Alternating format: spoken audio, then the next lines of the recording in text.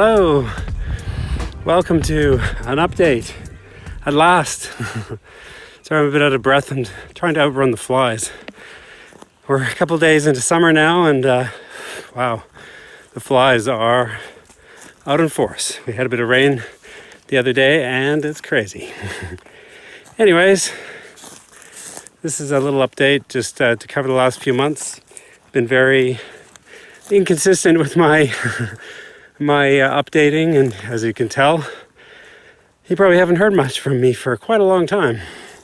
So anyways, this update will be kind of a cover, just to give you a sense of where the tiny house build is at. So yeah, enjoy, and I'm gonna go for another run.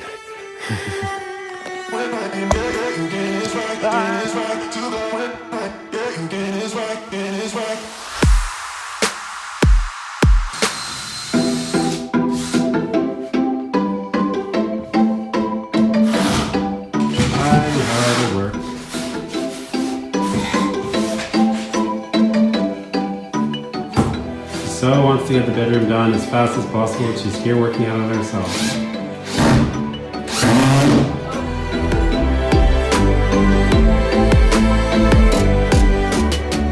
Just thought I'd do a quick video while I'm just finishing on the last of my flooring. You can kind of see them behind there.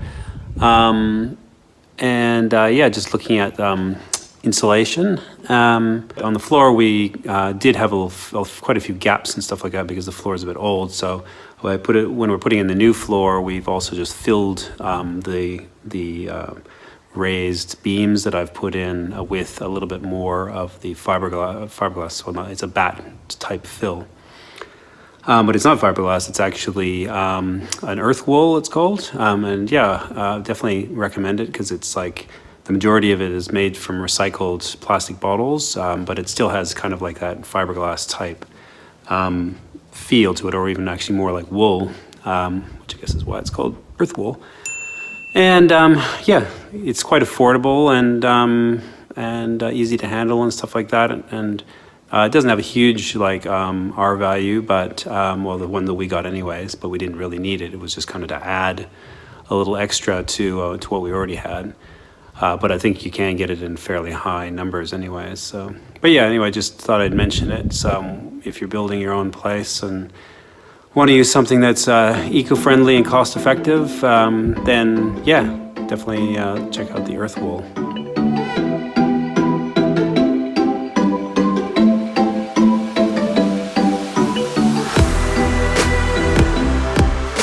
So I feel like I've been mucking around a lot with kind of stuff like planning and assembling materials and been distracted by all sorts of other side things. So I'm finally happy to be starting to do an actual bit of building. I did build the SIPs, the structurally insulated panels that are going to be the ceiling about a week or so ago.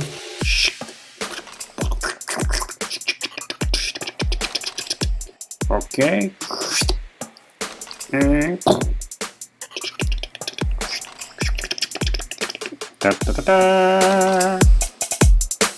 But yeah, today we're going to be putting up these kind of battens, I call them. They're basically just pieces of wood that will ultimately hold the interior cladding in place. And obviously, just be able to support. It's a bit hard to actually screw straight into the fiberglass and have it really be very strong in terms of, say, if I wanted to hang a cupboard or shelves or anything like that. So these battens kind of give a little bit of extra grip for something to screw into. So the battens are just pieces of 12 mil ply. We got Eco Ply, which is basically made with a sort of a soy glue. So it's got a low VOC, which is a volatile chemical, which we're trying to reduce in the interior of the build, so that we don't have as much toxic off-gassing, which will be a little bit healthier for us in the long run. And we're just screwing these on with sheet metal screws, and they're feeling pretty good and pretty solid, so good start.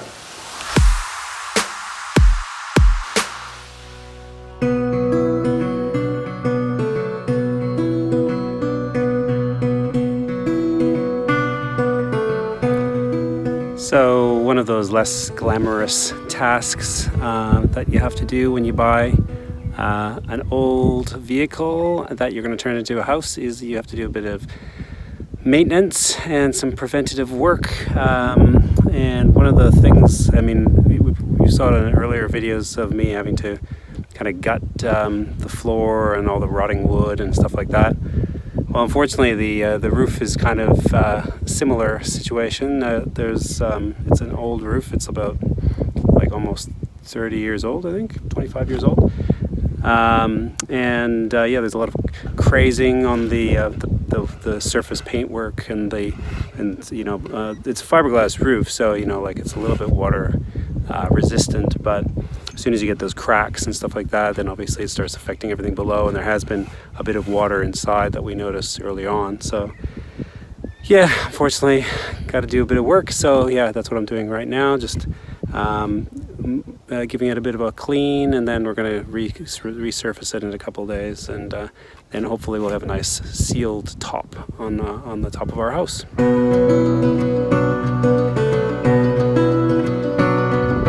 All right, so we come to our day where we're doing a bit of painting the roof. Hooray! We prepared it a couple of days ago. We cleaned it off, got rid of all the water, and now we've got a nice, clear, clean roof. Got our special roof paint, and we're going to go at it and yeah, take advantage of the sunshine. Of course, it's windy. It's always windy, and so hopefully I don't get blown off the roof. But that'll be an interesting second part to this story if it happens.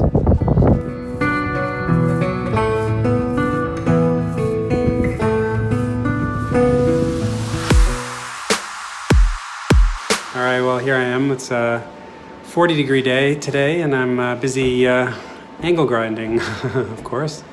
Getting the tiny house prepared for the next stage of things to happen. In 4 scant days, we're going to have our windows and doors starting to be installed. And I'm just getting things prepared so that they can be installed.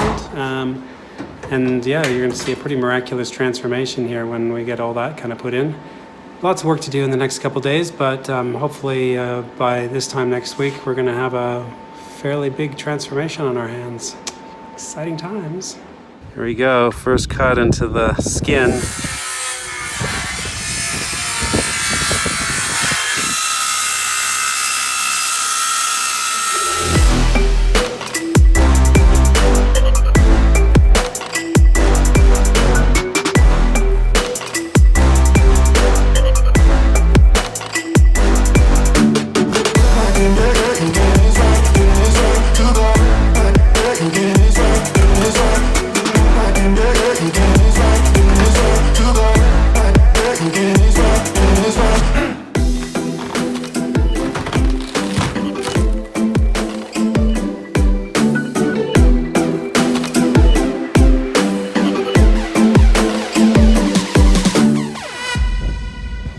So Heidi and I are putting on some of the finishing touches to getting the inside of the trailer prepared for the big installation day the next couple of days of our doors and windows. So as you can see, we've got like a lot of holes, but a lot of bright weather and blue sky and space that we've created with all these openings. And a lot of wind as well. It's like blowing through here like a wind tunnel. But yeah, a couple days from now we'll have a very different scenario with all our windows and doors in, so it's going to be pretty exciting week this week. So, but for now, yeah, we're just doing a little bits and bobs, and we're almost there. So today's the day. It's a bit exciting. We've got the door and window people installing our doors and windows today and tomorrow. So yeah, it's really the beginning of the next phase of our tiny house build. So very excited.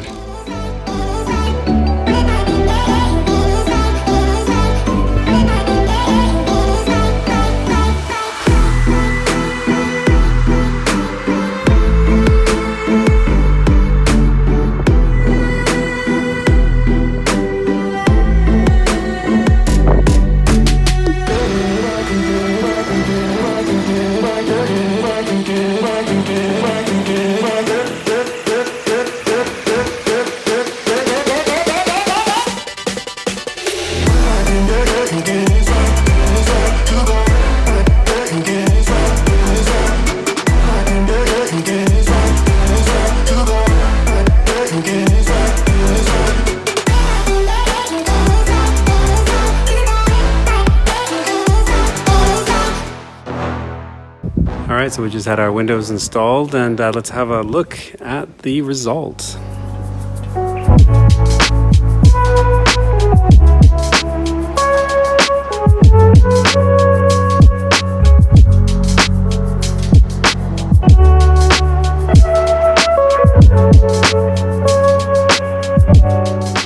Well, it's great to be in the space that we've created here with bright light coming in from all the windows, and we can really start building the structure in and around this kind of space now. As you can see, it's like we've got all these great openings, like this big window that we're going to have by the kitchen, which will be like a breakfast bar, and we'll be able to have seating outside and sit across from each other there, and just really opens up that space in the kitchen.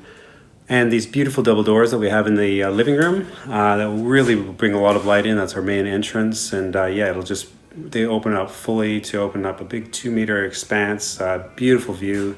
Also having the door in the bedroom with the window in it and another window, creating lots of light in the space. So it really will stay kind of very airy and feel a bit wider than it is. It's a fairly narrow space, obviously. So we wanted to create a sense of space with all these windows and doors.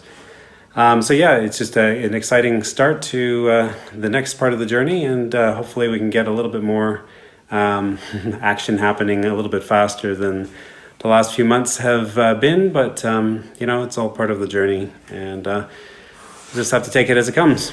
Anyways, thanks for watching, and stay tuned for our further updates, including our new and improved living conditions outside of the tents in our second semi-trailer.